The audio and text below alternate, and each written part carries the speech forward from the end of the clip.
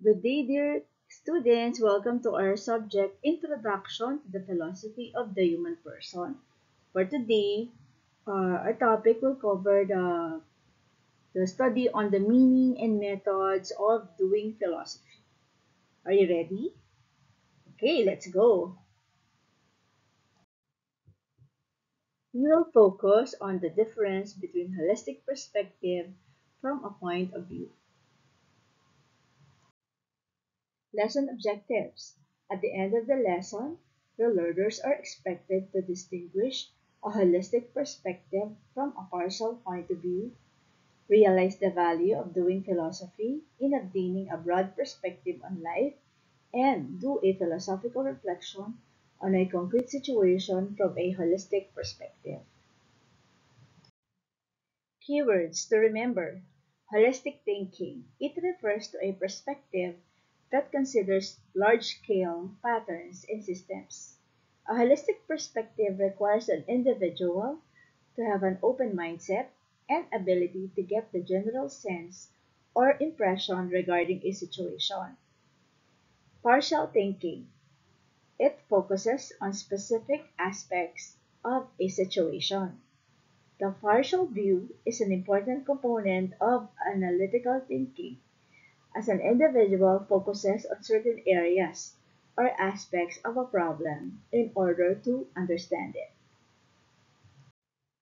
Reflection.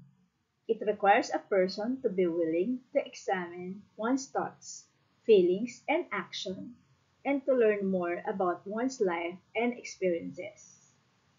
Human self-reflection. It is the capacity of humans to exercise introspection and to attempt to learn more about their fundamental nature and essence. Philosophy has an important place in our daily lives.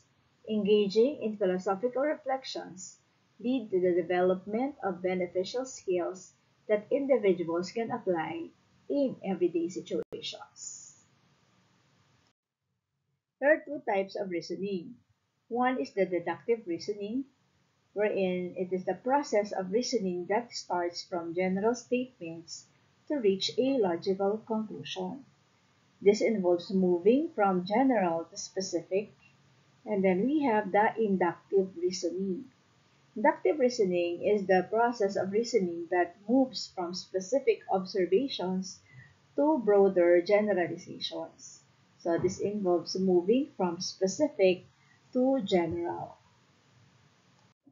So inductive reasoning is the act of making generalized conclusions based off of specific scenarios.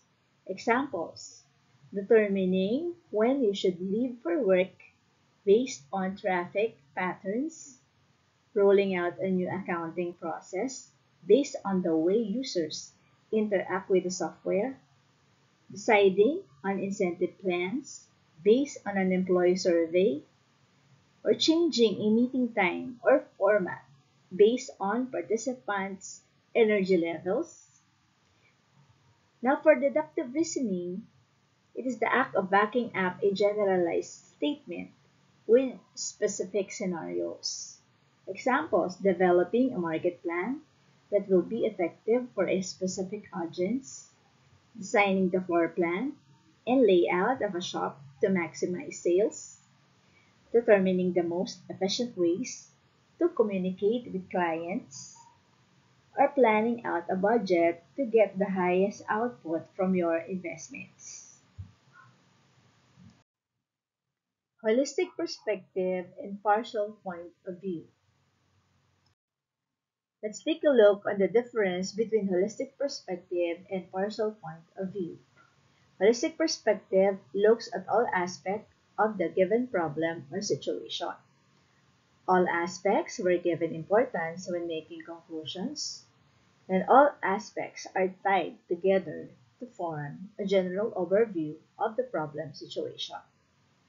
While for a partial point of view, it looks at only limited numbers of aspects of the given problem or situation, and conclusions were made based on considering some sides of the problem or situation. Okay, for our exercise, we need to determine whether holistic perspective or partial point of view was used in the following situation. Number 1. Anton scolded his brother Peter for engaging in a verbal argument with his cousin John. Is this holistic or partial point of view? Answer is partial point of view. Number 2. Mrs. Delphine listens first to Mario and Marco's stories before deciding on what to do with their arguments. What's your answer? The answer is holistic perspective. Number 3. Karina considers many things before buying the dress she saw at the ladies section last week. Is it a holistic or a partial point of view? Your answer should be holistic perspective. Very good. Benefits of philosophy. Doing philosophy enables a person to engage in critical analysis and interpretation of concepts, definitions, arguments, and problems. Doing philosophy also improves problem solving and decision making. And wisdom, as it refers to a person's ability to apply knowledge to daily life, particularly in making sound choices and judgment, is the intended product of philosophizing. So make sure that you always do proper philosophizing. Okay? Whether we focus on problematic experiences or positive ones, reflecting on them will provide us with opportunities for growth and development. Why reflect? A positive byproduct of engaging in the reflective process is that it can help you grow in self-confidence. So benefits from doing deliberate reflection. Learning from your previous mistakes and not repeating them again.